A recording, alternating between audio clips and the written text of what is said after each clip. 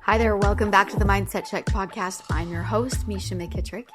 This is a podcast where we believe that as you take time for a mindset check, you have more power than you think you do. And where we also believe that connection is a superpower that brings great depth into your life.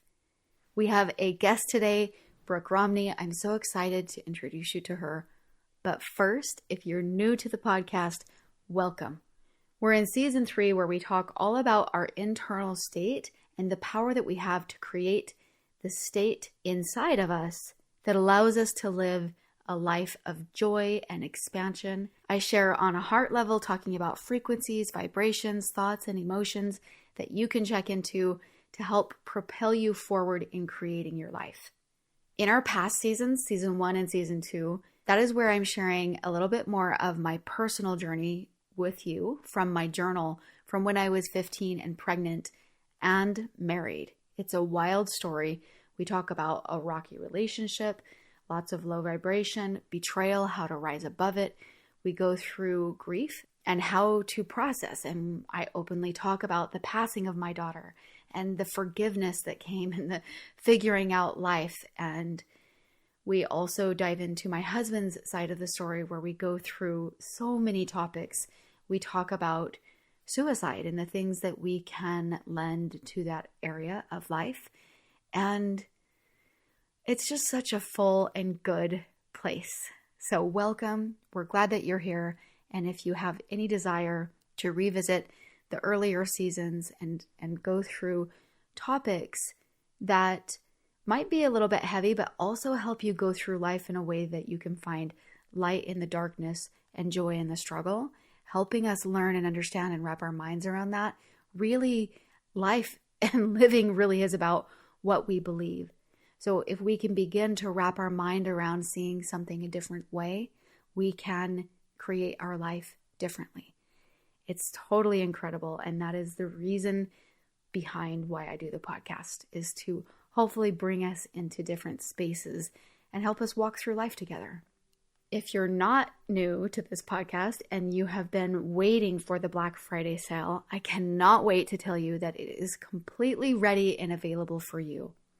I'm so excited to offer such huge, deep discounts on all of my products, including HeartSync, which is my course that is 6 weeks long that helps you train your body to be able to come into a heart coherent state and then to continue to do that as you go through your life. We talk a lot here and on Instagram why being in coherence is something that actually helps you so much. It is my absolute favorite way of mastering our internal state. So I'm so excited to offer this discount to you. You can use the code HIPHIPHOORAY, and that will get you a discount on the HeartSync course and all the meditation collections. Yay.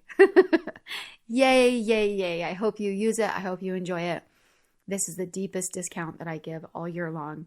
And I really just give it because I hope that it's something that really drops into your pocket, the ability to intentionally create the state that is going on inside of you. Okay, now I'm thrilled to introduce you to today's guest. Her name is Brooke Romney. I want to read you a quote of something that she wrote on her Instagram. She said, "Don't stay quiet because the numbers on the scale aren't what they used to be. Don't keep to yourself because your home is too small or too messy. Don't hide your talents because you don't have the right outfits to share them in. Don't hold back your smile because you think your face is too wrinkled to spark joy. You were not put on this earth to look pretty or slink into the shadows of insecurity. You were put here because you have something divine to contribute to the world. Go out today and imperfectly share what you have to offer." This is the woman that we get to hang out with today. A woman who really helps you feel that who you are is exactly who you should be. And her messages really help you let go of your imperfections. I love that about her. Brooke is committed to sharing life with a real and hopeful twist. She's a writer. She's a speaker. I love the way that she shows up on Instagram and in her emails. Literally, I'm telling you, get on her email list. She brings such light and a lift into your life. She's the best-selling author of 4 books. I'm telling you, her books are something that I have one sitting on my kitchen counter right now. It's a book that I use to connect and help guide my son who's 14. It's incredible. It's like all these little nuggets of wisdom that are given to you in simply nugget size so that you can converse and talk to your teens. And she has them for kids. She has them for teens. She's so incredible. She signs everything when she's done parenting with you, right? Because she is over the top with the message that she is going through it too. I love it so much. She's incredible. She has such fresh perspective, and she's actually engaged millions of readers, okay, through the Washington Post, Deseret News, Studio 5, Time Out for Women, and of course, in all of her own platforms. She comes from girly roots, but she's morphed into an outdoor adventuring, dirt-loving mom of 4 boys, 1 daughter-in-law, and 1 new grandbaby.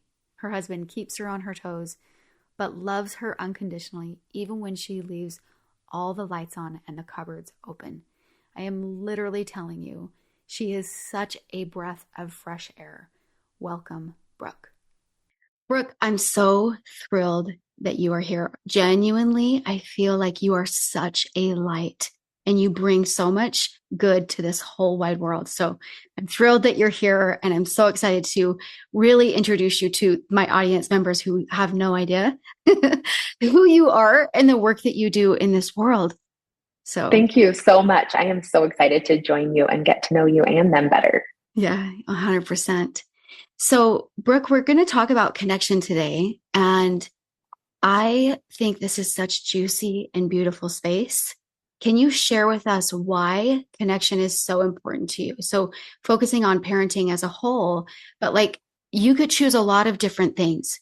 You could choose love. You could choose, there's just a myriad of things that you could choose.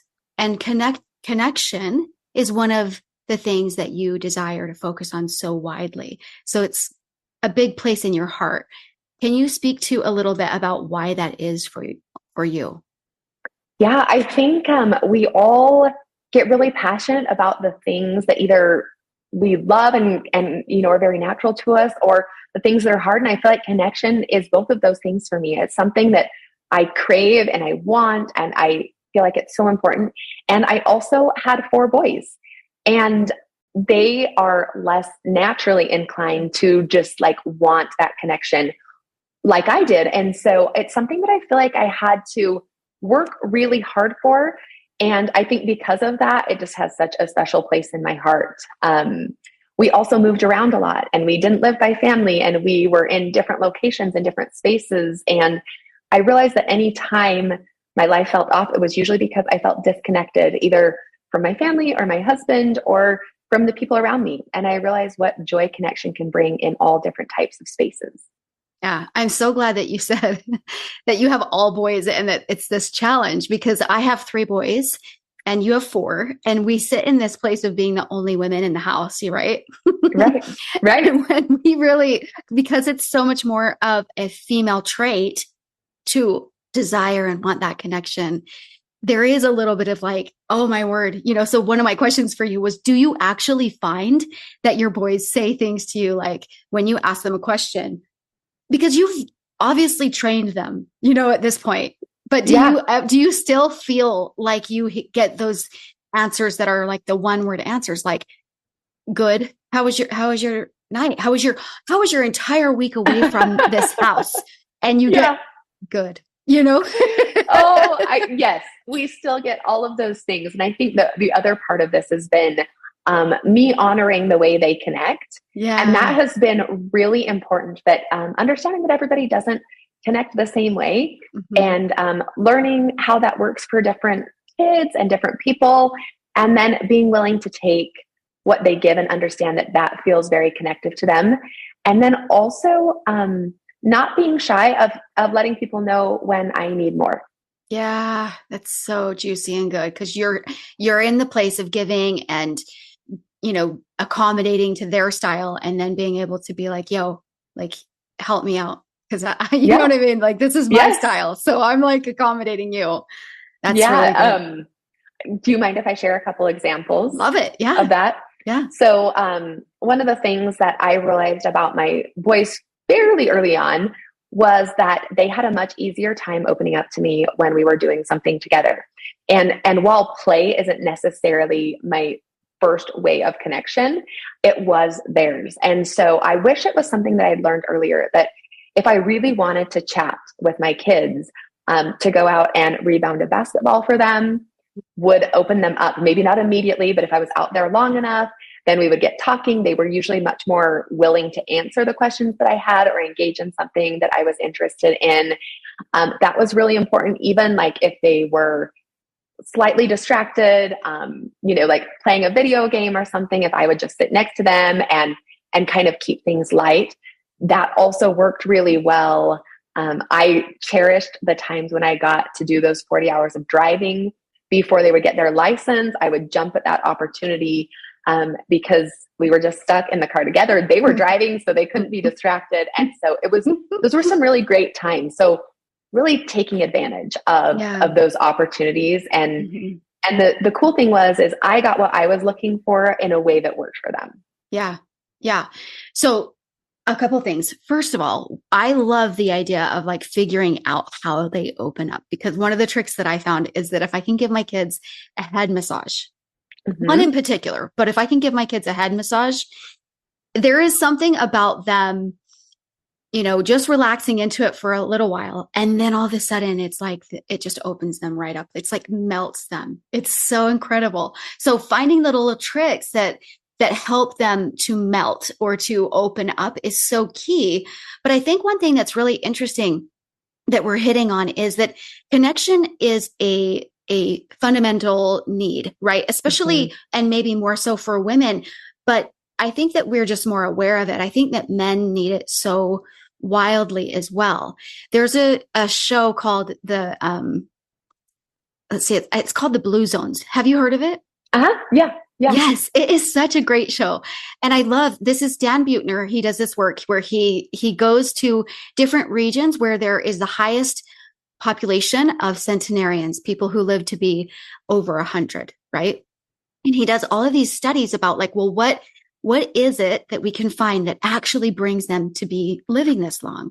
And one of the great contributors that they found was that having strong family and community bonds actually contributes to the longevity and quality of life that they experience, right? Like that social interaction, the sense of belonging, all of the support structures that come when we are actually connected, that actually helps people lead those longer, healthier, and happier lives.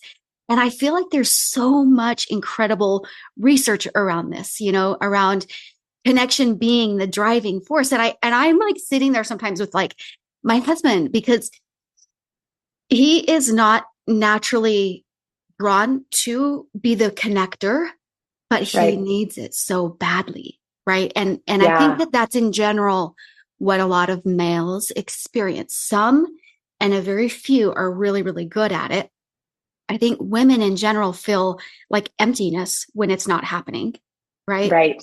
Right. And so it's crazy, it's crazy. And I love that, there's another study that I love that Harvard did, and it's one of their longest studies that they've ever done. They took 724 men over 80 years, and they studied them. They studied their children, their grandchildren, and they found that close relationships, more than wealth or fame, are what keep people happy and healthy longer over the course of their lives. It contributes to their mental health, their life satisfaction, their health benefits, all of these things, including chronic rates of disease. It's mind-blowing, but it takes effort. I love that you brought that up, because everyone needs connection, whether they think they do or they don't. It's really important. So, especially as parents, if your kid, acts like they want to be alone and wants to withdraw, really figuring out how you can connect, because even if they act like they don't want it, they need it. And same thing, like you said, whether it's a husband or a male friend or whatever, everyone needs connection. Yeah. It is not gender specific. It's not personality specific. It's something that everyone really, really needs. Right. So it is an incredible power that adds to our life. However, even if it adds that power, and we know that it adds that power, what do we have to say and bring into the space for people who know that it's not their superpower? Like a huge shout out to seriously every single person who in their family, they're trying to be the person to open up the doors and to open up the connection. And it's just like hitting bricks, it's just like hitting a great big wall. And sometimes it's because, your family member's struggling in something, and then trying to connect with them makes it worse, What do you have to say to the people who really know that it brings power into their life, but it's just not their superpower? Yeah, I think that sometimes we think that if you're going to be like a connector, that you have to have a big personality, or you can't be shy, or you have to be very bold, or have hundreds of friends. And, another study that I read talked about it's really just having a couple meaningful relationships in your life. And I think boiling it down to something simple like that is really important. And so not thinking that you have to become someone you're not, but leaning into who you are and using that for connection. And I think especially there's so many people who are looking to connect. So if you love to connect over hiking, look for some hiking partners that want to come with you. It doesn't mean that you have to sit and chat at lunch, if that feels a little overwhelming to you. If you're not sure that you feel comfortable having people in your space, remember people's birthdays, like being the person that just remembers birthdays and sends a little text to let somebody know that they're loved can be a really good avenue into connection. One of the things that I loved doing was finding a neutral space to meet at where people were free to go in and out, where you can invite a few people if you're just a little bit nervous about, boy, I don't know about sitting with this one person for a couple hours. Letting people know, like, we're going to meet at this place for lunch and anyone's welcome. And then you can leave when you need to leave, because sometimes it can be a lot for someone. But dipping your toes into that world of connection, showing up when you get invited. That's really important. If you want to be someone who feels connected to other people, you can't be the person that always says no. And so showing up when someone invites you, even if that only means coming for 30 minutes. I recently put an invitation out to a group of women to see if they wanted to do something, and a few people could come and a few people said no, but one person sent me a text that said, I can't make it this time, but I'm really grateful for your invitation, and I would love to come the next time you do something like this. And that really helps me understand that maybe she can't connect right now, but that is important to her and something she wants to do in the future. So really figuring out, like, what works for you, what type of connection works for you, and then being willing to put the effort in to bring it into your life. Yeah, I love this. I love the idea that if it feels a little sticky in one area, like in your family or in whatever, let's reach out and help you open the door of connection so that you feel more comfortable in connection. That's just so glorious, so beautiful. I also really love the way that you address us and help us to understand, like in a lot of the posts that you make on Instagram, a lot of the emails that you write and so forth, you recognize that connection can feel hard.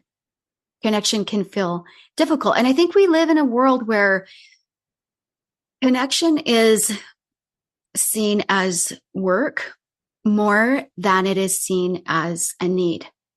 Right? I think that we live in a very self-sufficient world. We live in a world where we can consume and entertain and all of the things by ourselves. It doesn't bring us that depth. It doesn't bring us that full exchange that we really do need. But I think especially our teenagers move into a space where they can go like, well, I'm good. Like, I don't need to connect with you or whatever. But I love the way that you recognize that it can be a space and there's things that get in the way. There was a post that you made that I loved that said, to ask your kids, when was the last time you felt loved? And I think it can go across the board. I think this can go for your husband, your spouse, whatever. I think it can go to extended family members. I think it can go to friends. But if you ask, like, when was the last time that you felt loved? And then really listening to how you can show up for them. I loved that.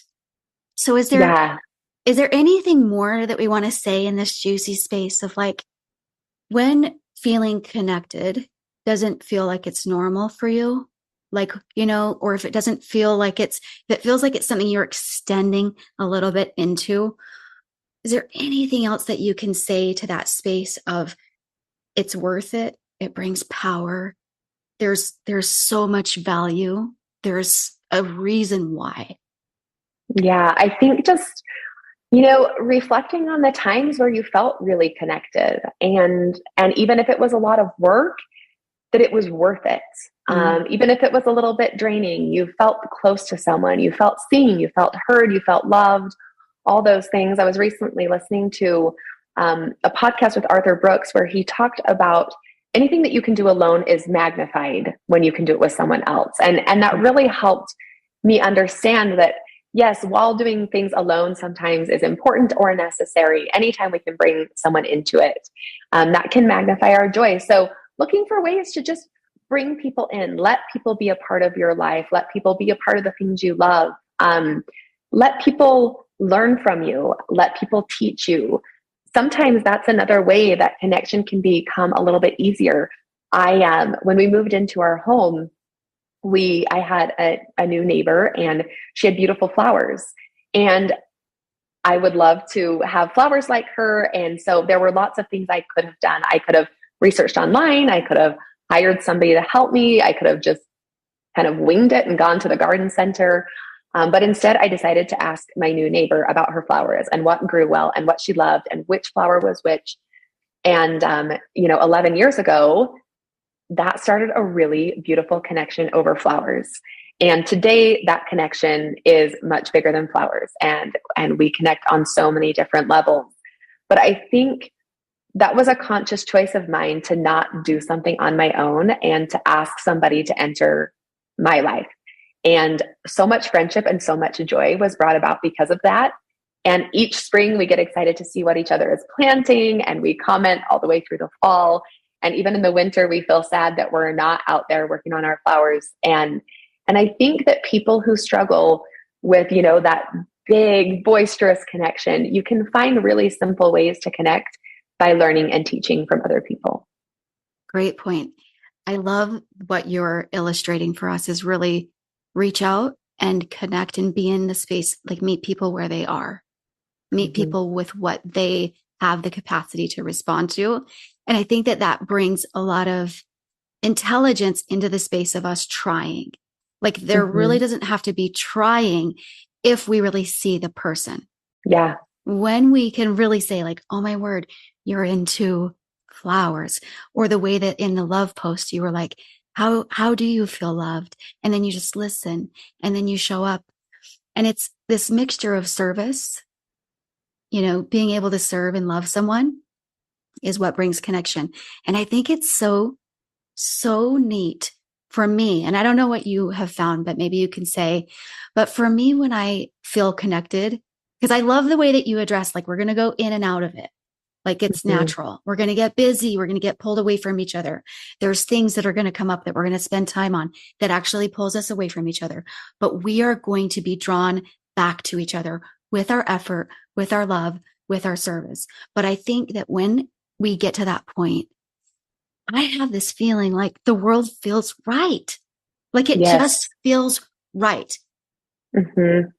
Oh, Yeah, I agree. I was feeling really off not too long ago. And I remember just praying and saying, what's going on? How can I be more connected? And, it's interesting that you talk about service, but the answer that I felt like I was given was there are so many opportunities for you to connect with the people right around you. And you just have to open your eyes. And as I realized, then I went through the next couple of weeks deliberately looking for ways that I could serve and help and connect. And so incredibly quickly, things felt right again in the world. And these weren't like big things that I did. I didn't have to make a million dinners. I didn't have to watch a bunch of, do a bunch of babysitting. Like, these were just small ways where I was looking out, I was looking up, I was trying to figure out how I could feel more connected. And the thing that I think people will realize is when they do that, that there are so many people who are willing to connect, who are thrilled that you stopped to chat when you were on your walk instead of just quickly walked by. They're thrilled that you asked about how their kid in college is doing and wanted an update on them. They are excited that you brought some extra cookies over to their house and were willing to share love that way. It really doesn't take as much as we think it does. And I think the beauty of it is we are always given so much more than we put out. When I asked my friend about her flowers, I was given so much knowledge and so much warmth and so much help that I wasn't even planning on. And then a beautiful relationship in addition to that. And so if you're feeling like you're in a space where you just think, I don't know how to do this, or this is so much work, or I just don't have the extra time or energy, just realizing that it doesn't take nearly as much as you think it does. And that what you receive in return in the form of energy and love almost always magnifies what you had before. Brooke, it is so good. It's so good to think about it helping us. And it's like, it's not necessarily the one thing that was broken, because sometimes when we have connection, like maybe the family's going good, but we just kind of feel a little off. We reach out and connect to a friend, and somehow that makes us like, it didn't have anything to do with the friend. Yeah. You know what I'm saying? But that connection somehow helps us to feel that stability. That for me is like where the fireworks go off. It's just like, it is a magic tool for us to have inside of us that brings us incredible power. And so the energy that we put into it is also this, we have these electromagnetic fields around our body. And when we're desiring to show up for someone in some way of a connection, and it's not that we're just going to them saying, feed me. Right. Feed me, feed me, feed me. We're going to them and saying, I see you. I feel you. I am having this exchange with you in whatever way it is that I'm showing up in this space. And then that literally makes people feel so special to be seen and heard that they ignite, and their energy is like, they suddenly absorb your energy, and it's like two magnets just boom back. And then all of it is just magnified. And it is literally such a superpower for us. It's beautiful. I love it. One of the things that you have said that I heard you say on a podcast that I love is about talking to our kids. And I literally think like this is such a real thing for me, because I'm a girl who talks to my kids. I'm a girl who reads to my kids. I'm a girl who tries like big time with my kids. And I would say I have good relationships with my kids, but I definitely feel like that there can be times where it's like crunchy, times where it's like, and one of the things that you said, I had literally had this big breakthrough over. Okay. So you're talking about how sometimes we run through questions with our kids where we say, how was your night? Who were you with? What did you do? And it's our way of like trying to come into their space. And they have this feeling of being interrogated. What? Like what? Oh my word. Like that's the last thing that you were trying for. Right. And it is what you have brought to the table of them feeling like, I'm going to zip up. I'm going to answer your questions the right way. There was 4 girls. There was 2 boys. There was, like they're just like, it just puts them on this edge. Yes. And yes. I think that was a breakthrough question for me to understand, like, hey, lay off the list. And you said, how do you feel about? Start asking questions like that. What else? Yeah. What other questions? Like, what other things can you speak into that space where, someone is feeling a way that you're not intending? You're trying to connect. You are trying to, and you're doing it from the angle that works for you, which is beautiful and good. And it helps people understand you. But they are they are receiving something completely different. And what can we do Yeah. different? Yeah. I mean, I love the question, how do you feel? Another thing that seems to work really well is like, hey, I'm noticing that, and you could fill in the blank with whatever that is. I'm noticing that you like seem really rushed lately. Do you have a lot more going on than I know about, and like, they could be like, oh yeah, like school's super hard and they move lacrosse practice up by 30 minutes. I'm trying to figure out work, gives them an opportunity when you say, I'm noticing that. I really like that phrase. Another thing that I've realized, especially with having boys, is like, sometimes it's okay for me to share things. Like, oh my gosh, guess what happened with work today? It was so crazy. And part of connection is for them just listening. Sometimes listening is enough when it comes to connection. And we sometimes want them to talk and share your feelings and share what's going on and share all this. And it's okay that sometimes they don't want That's to. for And I've sure had to me, by the way. Yes, for sure. right? Yeah. Right? I've had to get really comfortable with the fact that not everyone is going to want to share all of the time. Amen. And that's okay. And connecting can be, I love saying like, show me, I have a son who's really into music, and like, show me the song that you're loving right now. Like, I need a new song. And that is connection. I have another son who loves to play basketball, and he wants me to record part of his game. And then I'm like, hey, tell me the good things you saw and the bad things you saw. Looking for different ways. And I think sometimes as moms, like, information about their life means connection. And for them, that's not always necessarily true. Sometimes connection feels very different. That is beautifully, wonderfully said. Like, connection feels different, and information isn't always what feels like connection. Because that is definitely, like, I think that's definitely another alignment into female versus male, I think, in a big way. Would you agree?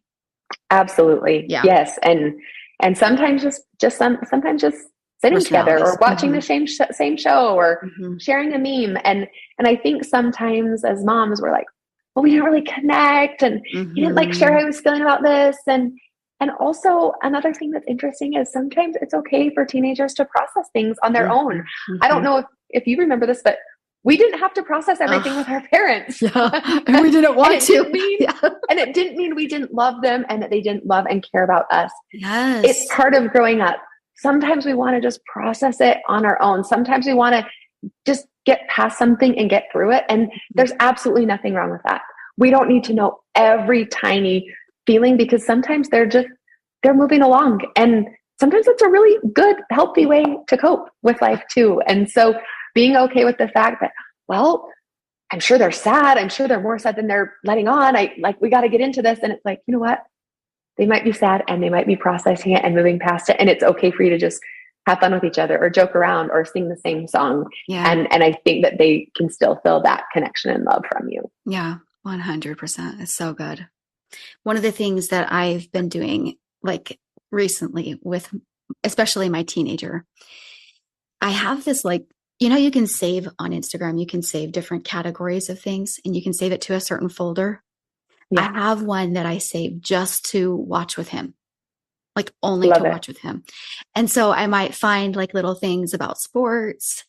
And some things are really heavy, and it's so cool because we get to watch them from another person's voice. And it's only a little bit of time. And so it's not like we're like, let's jump into this hour-long heavy conversation. You know what I mean? Yeah. And it's in between all of these other lighthearted things that make them laugh. There's this one little boy that is, has the best accent that we love to, anytime we find one that is from him, that we just laugh and love that connection that he brings to us. Yes. Which is so cool. Right? It's so fun. Yeah. And so just scrolling through some of those things and like intentionally having a folder that I watch with him. And he'll say to me sometimes, like, is there anything new? Let's do that. And occasionally I'll be like, let's do that instead of reading. And he's like, done. You know what Great. I mean? Yeah. That's awesome. No, I love that. And moms are so clever, and you're so in tune with what your child needs and what they like. And so really just leaning into that and kind of getting rid of this like ideal way that you're supposed to connect, or you're supposed to talk, or you're supposed to share, and doing what works for you and your family is really where the connection comes. Yeah. And I love the whole conversation too about like, sometimes they don't love it, but later they'll appreciate it, because I think that there is an element of that with all the space that we want to give them to be their own self and their own personality and process it the way they want and all of those things. I think that there is definitely a little bit of space for, I really appreciate the way that my mom never gave up trying to connect with me. For sure. And it's probably not in those words that they're going to think it, but once they're in their 20s and they're missing you, they're missing that connection. They're missing something deeper than the service you provided for them because they were simply in your home, So, well, I think a lot of parents are finding, their kids leave the home and all of a sudden there's phone calls to mom. And that was because there were a lot of years of building those relationships. And it's really beautiful to see that come around, and phone calls to dad too, where, maybe dad was kind of harder on them, or they were bugged by him. And, all of a sudden they get older and they think, wow, a lot. And maybe those things you were trying to teach me would have been very useful. And so I love understanding that right now is not forever, and that we're doing these things to build these long-term relationships. I had a friend, who said it's so interesting. We spend all this time parenting for, being so engaged and involved for 18 years. And really we get our kids as adults for 50, 60 years, sometimes if we're lucky. And really what we're doing in those 18 years is just building the groundwork for good relationships in the future. Yeah. And I really loved reminding myself of that we are not going to get all the fruits of our labor in those 18 years. A lot of that comes with those more mature adult relationships that you have later on, where connection is suddenly a priority for both of you. Oh man, the moment that your kids leave the house, it's a different story. They're like, they are like calling you and like, I mean, you've had it, I'm sure, Brooke, because how old is your oldest? Yes. So I have two that are out of the home and two that are still in. So, so you had the phone calls. It's awesome. Yeah. Where they say, Mom, like, I'll never forget, Mom, thank you so much for teaching me to clean. Because he's like in an apartment of boys that are slobs. And it matters. Yeah. It matters, while he was here, he didn't want to clean. He didn't want it. He didn't, all of that stuff. And so then you go like, okay, once they're without it, they suddenly appreciate it. Or just, they suddenly call home and they know that you would have the answer for a certain thing because of the time that they spent with you. And they're finally like, oh my word, Mom, I need help with, and can you help me? Because I'm struggling with this or whatever. Those are so incredibly rewarding. And if you've not been there yet, like it is coming. Like it's just a natural part of the way that the world works. Once they leave, they appreciate. Absolutely. I love that. Okay. So we are moving into holiday season, and holiday season means a lot of time with extended family. And there's a lot to talk about around connecting inside of our extended family relationships. I think that there's a lot of us that forget to sort of get to know our family members, our extended family members, because we just think like, oh yeah, like they're doing what they've always done, when it's like, oh my word, I just had the most incredible news of my life and you forgot to ask me about it. You know what I mean? Or whatever. And we're not having that fluidity of exchange. And so we're forgetting to know each other. Is there any voice that you can bring into the space? Because I think that this can be the root of a lot of the reasons why. And sometimes you just have to be picky with extended family members' interactions and what level you can exist on. I think that that's an important thing to be said, because I think people need to know that sometimes there's relationships that are complicated and that's okay.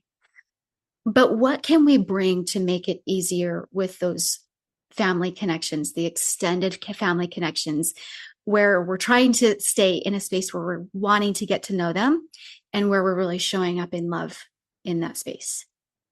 Well, I just think like one of the most simple things that we can do is just really everyone in the whole world needs to work on having two-way conversations. So if someone asks you a question, answer it and ask it back. I think a lot of times when we don't see each other very often, what happens is because we don't have those regular interactions, one person becomes the asker and the one person becomes the sharer. And just really looking out for yourself and like, am I asking questions in return? Am I giving answers that would help someone get to know me or feel close to me? I think that we can do a lot when it comes to conversation. And I think when somebody walks away from a conversation that felt like it was a mutual conversation, then it feels good. It feels like your relationship grew. It feels like you were able to give and you were able to take in really healthy ways. And so that's probably like, just if everyone could work on doing that, Mm-hmm. I think it would really help people feel connected to each other. It's hard to feel connected if all you've done is ask questions and you know somebody's entire life story from the last time you've seen them. And then they walk away and say, it was so fun to talk to you. And you haven't shared a thing, right? Yes, 100%. And then the opposite can be true, where you don't want to be the person that just shared every awesome, amazing milestone and everything every single one of your kids has done. And then you walk away from someone and you realize, oh, I didn't even ask about any of their kids. Mm-hmm. So just like really doing what you can to make conversations a two-way street is, I think, can do wonders for all relationships, whether they're friends, family, extended family. I think it's one of the most important, in my opinion, manners that we could all learn. So what can we say to the person that's in this space of like, but no one asks me, no one talks to me, like I am the conversation, and it's very one-sided, and they love talking about themselves, and there is connection there, and I know a lot about them, but they are not pouring into me or wanting that at all. What can we say for that person? Honestly, I don't know that there's much you can say, but I would just like suggest, if you're at an extended family party, there's lots of people. So I would look for those people where it can go two ways. And I also think we have to also be generous. If there's someone that just needs to dump and needs to share, like that's awesome too. There's a time and a space that we all need to be that person, and that we've all been that person. And so like having some grace for that, but realizing there's all these people that you are somehow connected with, and looking for ways to get to know them, and also for ways for you to feel known after that too. Oh, that is everything that you just said is so good. When you talked about being generous, that I think is one of the keys, because when we walk into it with abundance, we have more to give, and we know that we will fill ourselves up in other places. There's other places where we have a choice to where we have the exchange. Like we have a choice in our friendships. Right. We might love some family members and really, really choose some family members. Like we would choose them over and over again. And some of them, like you love them, but it's not much of a natural fit for you. And so showing up in abundance and with just so much generosity to give into those spaces, knowing that it's okay and it might not come back to you. I don't think that connecting is only being able to say it is a two-way street, or it's over, Right. There was a post that you said a while back, or maybe it was an email. I don't remember, but I loved the way that you were talking people through connecting with friends. And I think we can kind of adapt this to family. And we'll talk about that after I read it. It says, maybe you've picked people who truly are too busy right now, caring for an elderly parent, new baby, full-time employment, PTA president, etc. Or maybe you want to be friends with people who truly don't have any interest in adding you to their circle. It's tough, but facing reality is easier than complaining about it forever. And I know there is someone else who could use and would love your friendship. Look out and up. Who needs you? I really feel like with the holidays and our extended family time, like this is really good advice. And this is something that we like diving into. There's so many things we can take apart in what you said. First of all, like mic drop line when you say it's tough, but facing reality is easier than complaining about it forever. Like I mean, as women, sometimes we just are really good at complaining about something forever, right? We And are. wanting everyone else to change. And it's just not realistic. We're just going to be disappointed over and over again. Mm-hmm. I can't tell you how many people will write to me and send me messages like, I've been in this neighborhood for this many years and it just feels so cliquey and I've tried to get in and nobody will let me in. And while I'm much more kind and compassionate, like than this sounds, but I'm like, you're trying to get into the wrong place. Yeah. And it's hard to be in that spot. But, I think we've all been in positions where we have a lot of room to welcome people and bring them in and all that. And then we've also all been in positions where we're barely hanging on to our own life. And the thought of like extending much more than is absolutely necessary is just not possible.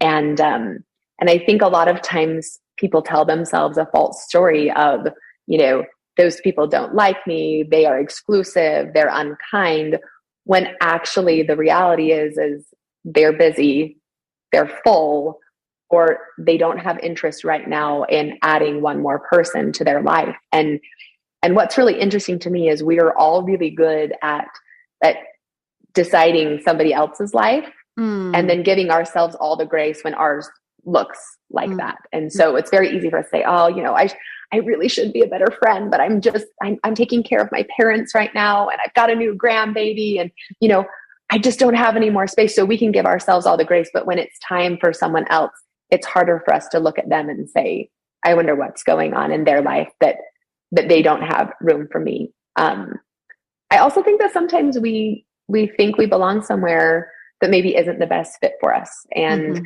I teach this to teens all the time, but if you are knocking on a door over and over again that is not opening, that's a you problem. That is not the person on the other side of the door. It is time for you to move on. It is time for you to find the people that want you in their lives, because that's really good for you and it's really good for them. There's actually almost nothing worse than being included by people that don't want you. Ugh, that's so awful. good. And it feels horrible, whether you're 13 or whether you're 53, it doesn't matter. So looking for the people in your life that are excited to have you in theirs. And sometimes that means that you're going to be with people that seem a little different than you or seem like they're not your normal, regular people that you always gravitate to. But that's not really what matters. What matters is that those friendships are wanted and needed, and people are excited about it. And there's a lot of people who are fine with just one or two people. And sometimes just we need to be okay with that too, that they can only handle one or two people. And I'm not one of those two people. And so I'm going to look for people who need or want me. Right. It's information. It's information. And when we get information, we need to say, thank you so much for the information, because it only gives us a more clear path to where we're wanting to go. When you talk about adding to your circle, some people have a really huge circle, and you might be one of those people who have a really huge circle where tons of people can fit in the circle. And some people have tiny circles and their circle only can be a handful of people. And it's like really great when you just understand the information that's coming to you that says their circle's full. That's okay. Move on.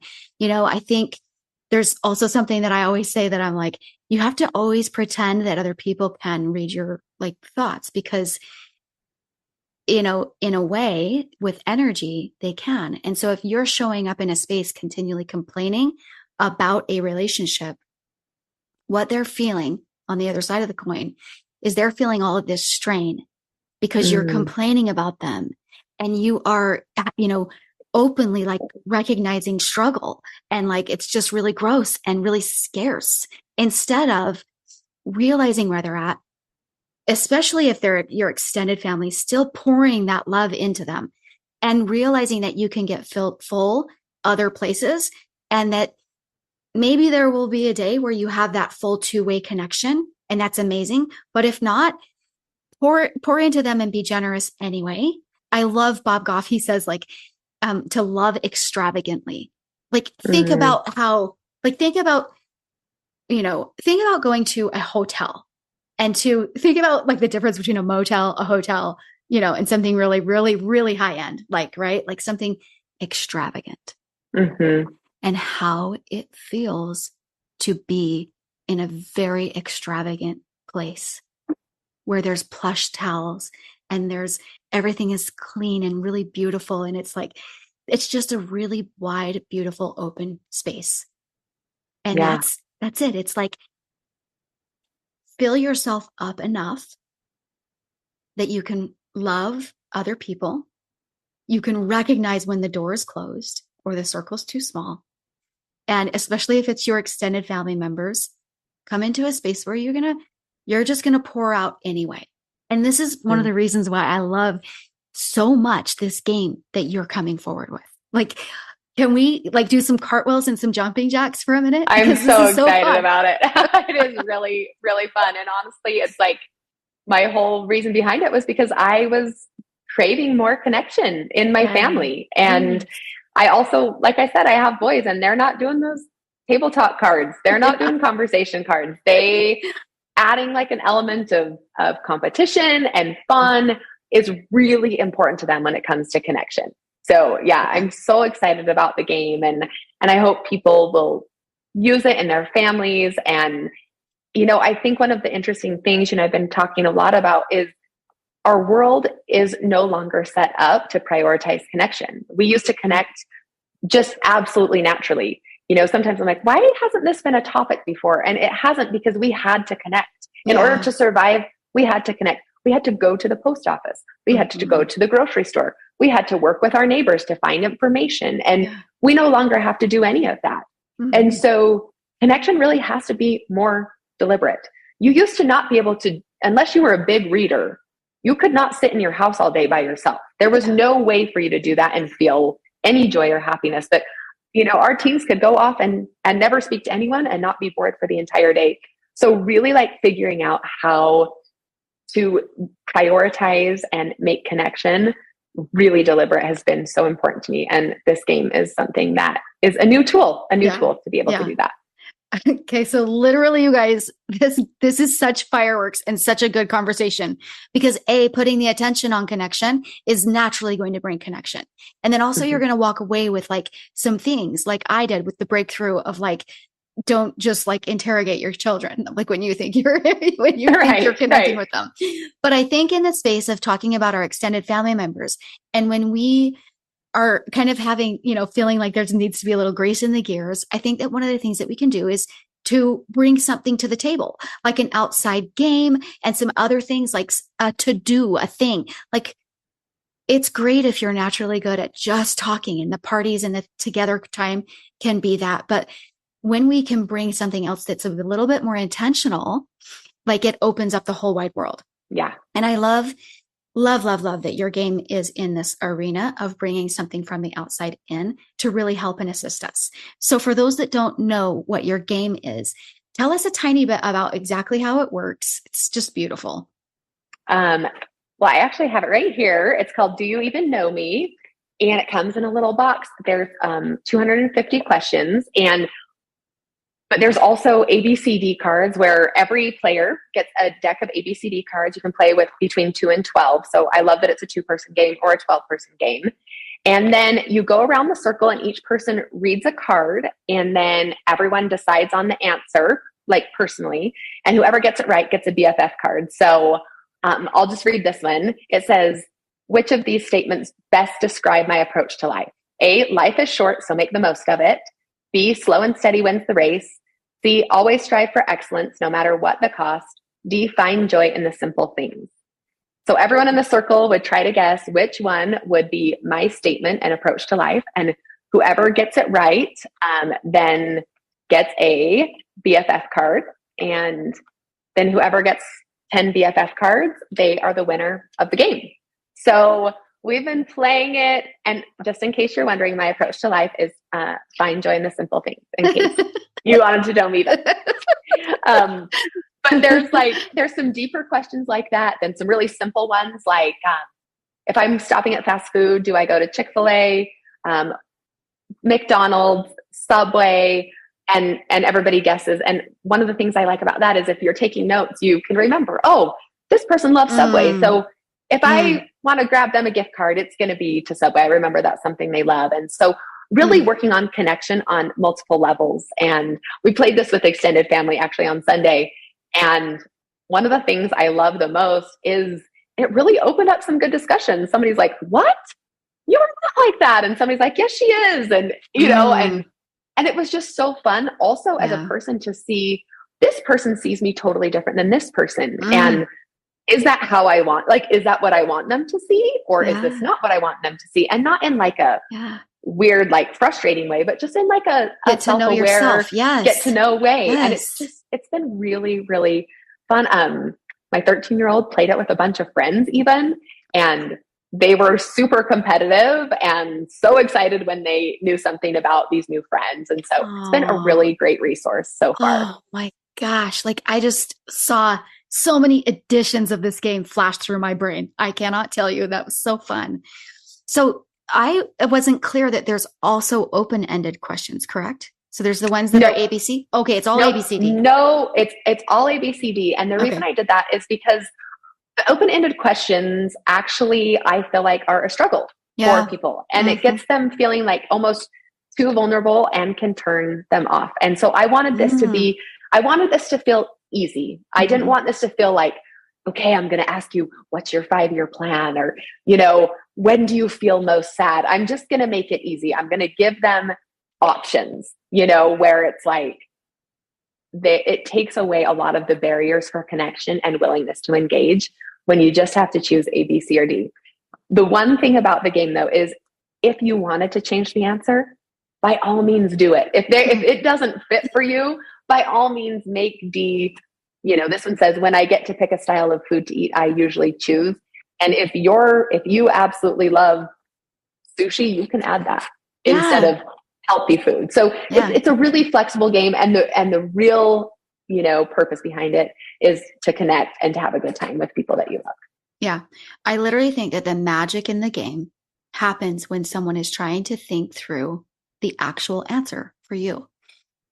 Because it's asking them, this is like, goes right back to what we were talking about with like, is it a two-way street with the communication? It suddenly opens up their ability to be thinking about you.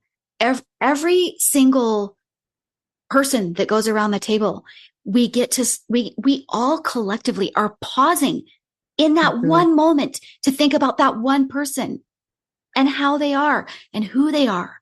And like that right there, those are the built-in, happen automatically magical moments that would happen inside of this game. Like, boom, done. I hadn't even really thought of it, but now that you're saying that was so fun because my brother-in-law on Sunday, he was reading one and people started asking him, wait, is this like you right now? Or is this you like over like your life? Like, what are we talking about? Like, is this who you are in this minute? And it was, you know, now that you said that, it was like, that's really fun that people were thinking that deeply about my brother-in-law is like, because he's actually changed a little bit in the last year. And so we're saying like, is this who you were before you had kids? Or is this who you are now? And like you said, like it was a moment for all of us to be focused on him and who is he and what do I know about him and what can I know about him? And it was so fun. It was so fun to feel that connection with each other. And how much freedom just barely existed in a space for the kids in the room to go, wait, so I'll change over time? Yes, right. Oh, okay. Like I can, I might be different than I am now. Okay. All right. Great. You know, like this is, anyway, I like that is fun. So glorious and so good. So, I think wrapping up our thoughts about the holiday season and connection and family and all that we can bring into this space, there's actually something about gratitude that I thought was really profound, not just in the way that it strengthens connections when you're grateful for like someone else, but the way that it has this measurable effect on your brain function. When we express gratitude, it actually activates like brain regions that are associated with this social bonding. And over time, gratitude actually enhances what is called empathy, right? and increases the serotonin levels that are the hormone that makes it easier to form and sustain positive relationships and connections. And so if you really drop in and think about how cool it is that we have this entire season of gratitude to focus on gratitude, it literally opens us up to spend more time as families and to connect in deeper ways on a biological level, like that we are suddenly changed inside, that all of a sudden that the way that we show up and the way that we have the opportunity. Now, sometimes the stress of everything gets all in the way and all of that stuff. But I mean, we talk a lot about keeping our state on the podcast, and all of my listeners know and understand that, like, take a minute, take your breaths, be responsible for your state and how your insight is. And let's get back into what this is all really about. And that the meditation, the heart coherence, the mindfulness, all of that behind and interwoven in your life will help you stay in that lane, will help you stay in that zone.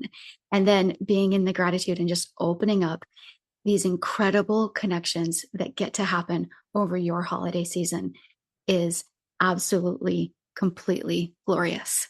It's so great. I love that. I love that. What a great thought to end on, and coming at it with gratitude and appreciation. And, truly, if you're celebrating with family, you're lucky. Yeah. And just remembering that, and like, if you're not doing the holidays all alone, then that's worth celebrating and worth feeling grateful for. And people come with messiness. But to get rid of the mess, you got to get rid of the people. And that's something we're not willing to do. So yeah, we can't only love one part of a person. We have to love the whole person. Like, can we start doing all of the dances and the fireworks and all of these things? Because this is where it's at. And if we stay aligned and connected with this message, our holiday season is completely different. I love that. I love it. And we will make sure that everybody has access to where they can get this game that Brooke has brought to the table in the show notes below. And just thank you so much, Brooke, and everyone that's here for listening. Brooke, you have brought such light and joy into our listening today. We're just really grateful for everything that you're putting into the world. Thank you so much for showing up and being you.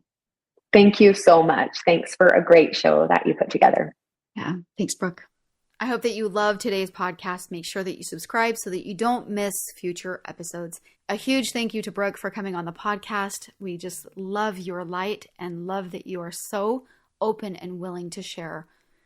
Just, it makes such a huge difference in the world. So thank you for showing up the way that you do. Don't forget that I'll put links to everything Brooke in the show notes, including the game that is new that you can pre-order so that you can have by Christmas and really use to facilitate those incredible connections in your family.